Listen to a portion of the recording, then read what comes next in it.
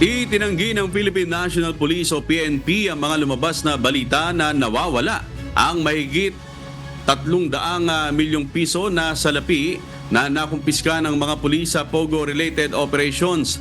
Ayon kay PNP Public Information Office Chief Police Brigadier General Jean Pajardo, intact ang nasa 305 million pesos na ebidensyang nakuha sa Sun Valley at Hong Tai Pogo Hub. Nasa safekeeping anya ang pera sa isang kwarto sa loob ng Campo Crame na mayroong CCTV at handa rin ng PNP na ipresenta ito sa korte kung kinakailangan. These are considered fruits of the crime, so ongoing po yung case at again, once the case is pending before the competent court, lahat po ng gagawin po ng PNP, even sa proper disposal ng mga seized evidence including money po, ay depende po yan sa magiging disposition po ng korte. Pag sasabihin po ng korte na i-turn over po yan sa DOJ, the PNP is more than willing to turn over this if the court would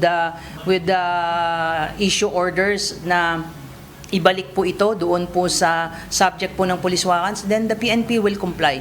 We just show this to prove na intact po yung pera.